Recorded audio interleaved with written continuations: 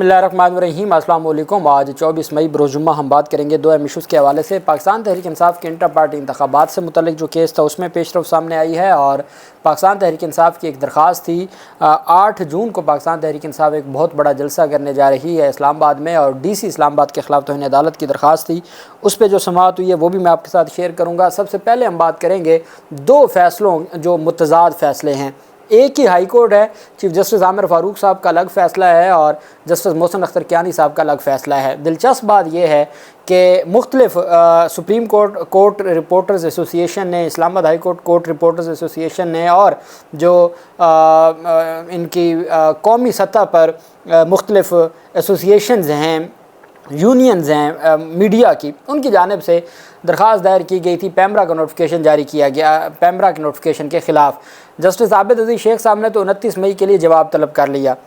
साथ ही chief justice Aamir Farooq साहब की अदालत में जब समाअत हुई तो मीडिया के ऊपर ये दिखाया गया, बताया गया कि जी आमिर फ़ारूक साहब ने हुक्म दिया है पैमरा को कि वो कोई तादीबी कार्रवाई नहीं करेगा TV चैनल्स के ख़िलाफ़। रिपोर्टर्स में भी एक खुशी की लहर दौड़ गई कि जी बड़ा फ़ैसला आ गया। जब तहरीरी फ़ैसला आया वो इंतहाई दिलचस्प था। तहरीरी फ़ैसला उल्टा रिपोर्टर्स के ख़िलाफ़ था। तहरीरी फ़ैसला में बग़ैर पैमरा को सुने या पैमरा की जानिब से अभी तक कोई बहस किए या नोटिस किए, इस्लामाबाद हाई कोर्ट ने हुक्म दे दिया है कि पैमरा अपने नोटिफिकेशन पे अमल दरामद करवाए। खुद दरख्वास्त किसकी है? रिपोर्टर्स की है, रिपोर्टर्स एसोसिएशंस की है, मुख्तलिफ दरख्वास्तें हैं। अब उसमें जो जारी किए से कहते हैं ना कि वो हम एक मिसाल दी जाती है कि रोज़े बख्शवाने गए और नमाज़ें आ गई, तो ये उस तरह का मामला हुआ। पाकिस्तान फ़याज़ महमूद एटसेट्रा, ये Fayaz Mahmood Islamabad high court bar association के जो कोर्ट रिपोर्टर्स एसोसिएशन है, court reporters association Islamabad high court, उसके सदर हैं। इसी तरह सुप्रीम कोर्ट के सदर, ये उनकी जानिब से दरख्वास्त थी। वकील थे उमर इजाज़ गिलानी, वो इसमें पेश हुए। सरदार शफ़क़त आलम भी पेश हुए, और जो अदालत ने कहा जी कि इसमें यह बताया गया है कि एक नोटिफिकेशन जारी हुआ है पैमरा की जानिब से। पैमरा ने मीडिया की जो कोर्ट रिपोर्टिंग है उसके ऊपर पाबंदी आयद कर दी है, जो कि आर्टिकल 19 और 19 की खिलाफ वर्जी है। और साथ उन्होंने बताया जी कि it was further contended that no prior notice was given to the stakeholders before issuance of the notification and the same has been issued in violation of relevant rules and regulations, कि ना पैमरा ने किसी को कोई पहले notice जारी किया, ना स्टेक होल्डर्स के साथ कोई मुशावरत की, और उन्होंने ये जारी कर दिया। It was submitted that through the notification a prohibition has been placed on the satellite TV channels and licensees to refrain from airing tickers headings with regard to court proceedings till the final order. It was further submitted that कि जी उन्होंने एक issue कर दिया whereby clarification has been made and instead of final order the same has been replaced with the written order, और फिर उन्होंने तफसील बताई। अब एक CM थी, CM नंबर 2, ये CM नंबर 2 वो थी जो स्टे ऑर्डर के लिए थी। Notice meanwhile no coercive measures shall be taken against any TV channel provided the notification is adhered to and followed in letter and spirit, कि जो TV चैनल उस नोटिफिकेशन के ऊपर लेटर एंड स्पिरिट अमल दरामद कर रहा है उनके खिलाफ कोई कार्रवाई नहीं करनी। मकसद क्या कि भाई अगर तो उन्होंने अमल दरामद ही करना है तो फिर कार्रवाई कैसी होनी है? फिर कार्रवाई क्यों होगी जब अमल दरामद जो कर रहे हैं वो तो आए थे कि इसको मुअत्तल करें, या जब तक आपके पास केस पेंडिंग है वो हमारे ख़िलाफ़ इस नोटिफिकेशन की बुनियाद पे कोई तादीबी कार्रवाई ना करे। इस्लामाबाद हाई कोर्ट के चीफ जस्टिस आमिर फ़ारूक साहब ने फ़ैसला दिया कि भाई जो no coercive measures shall be taken against any TV channel provided the notification is एडहेयर्ड to and followed in letter and spirit, कि जो उस लेटर को फॉलो कर रहा है, जो नोटिफिकेशन को लेटर एंड स्पिरिट मुकम्मल तौर पर, उसके ख़िलाफ़ कोई तादीबी कार्रवाई नहीं करनी। रिपोर्टर्स अपना सर पकड़ के बैठ गए कि ये हमने क्या दरख्वास्त दायर कर बैठे और ये हमें क्या फ़ैसला क्या आया है, और हम अपनी दरख्वास्त में पैमरा को फ़ायदा हो गया है। हम तो गए थे दरख्वास्त अपनी लेके, लेकिन ये सारा का सारा जो मामला है वो दूसरी तरफ आ गया।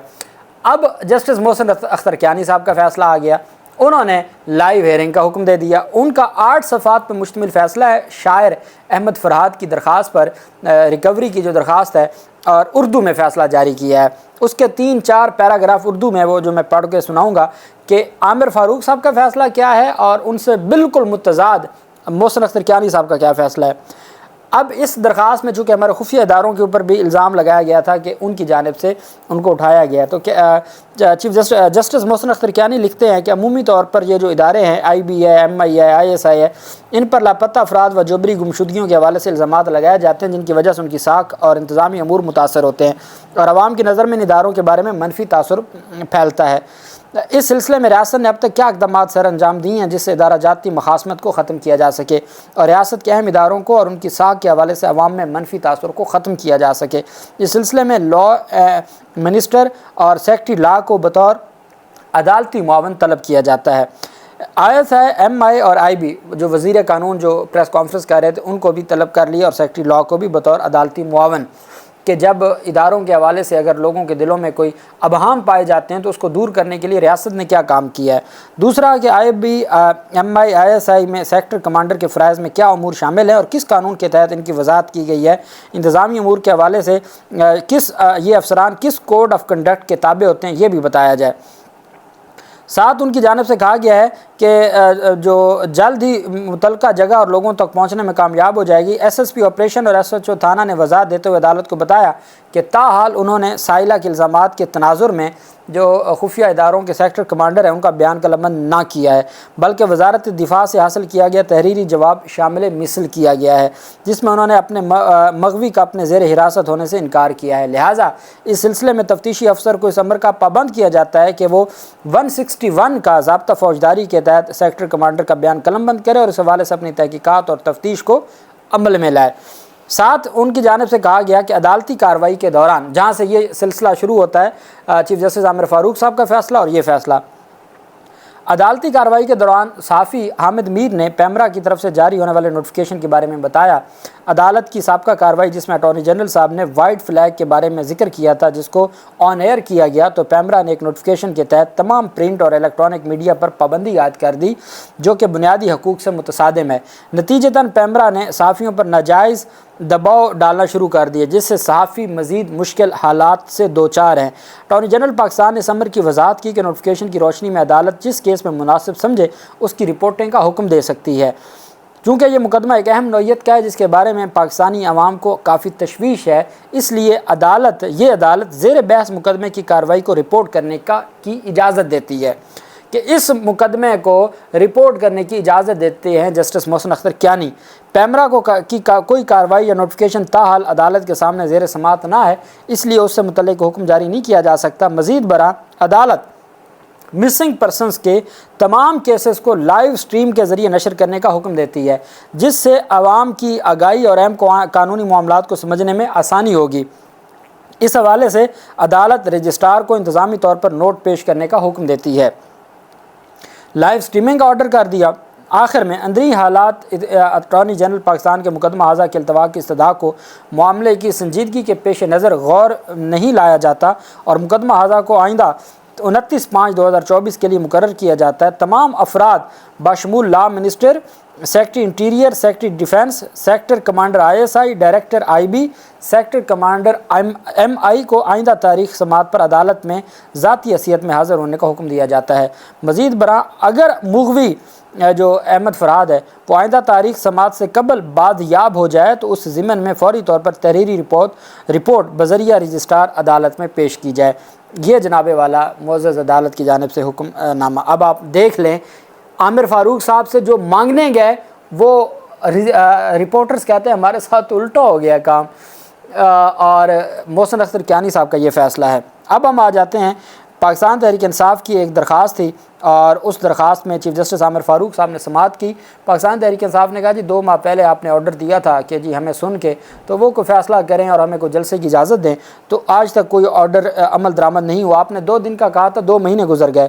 اس پر عدالت نے سماعت کی۔ درخواست گزار کے وکیل جو عدالت میں پیش ہوئے، چیف جسٹس نے ریمارکس دی کہ جلسے کی اجازت کون دیتا ہے؟ ڈپٹی کمشنر ہی دیتا ہے نا، ہم درخواست پر نوٹس کر دیتے ہیں۔ انہوں نے بتایا کہ جناب یہ سارا معاملہ پہلے ہی ہے اور یہ توہین عدالت ہے، پہلے آرڈر ہو چکا ہے۔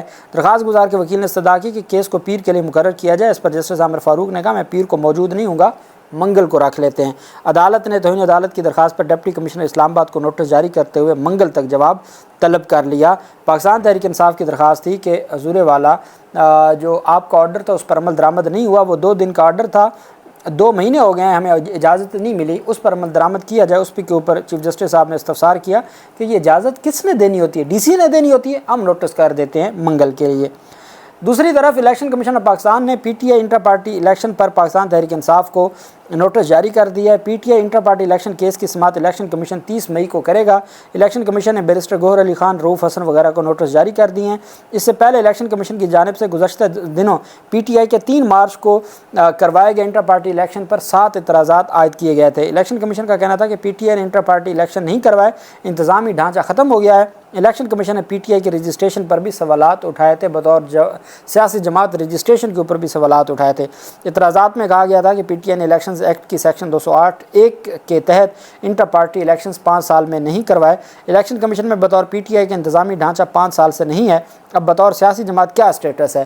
پی ٹی آئی نے سیکشن 202(5) کے تحت فہرست میں شامل ہونے کے لیے درکار دستاویزات بھی نہیں دی۔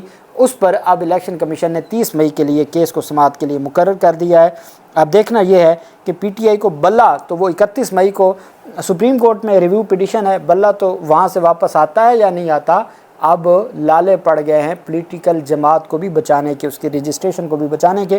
الٹیمیٹ یہ معاملہ اسلام آباد ہائی کورٹ میں جائے گا اور وہاں جو معزز بینچ ہے تو وہ اس کو دیکھے گا۔ اب دیکھتے ہیں۔ اللہ پاک پاکستان کامیاب ناصر ہو۔ بہت شکریہ۔ اللہ حافظ۔ پاکستان زندہ باد۔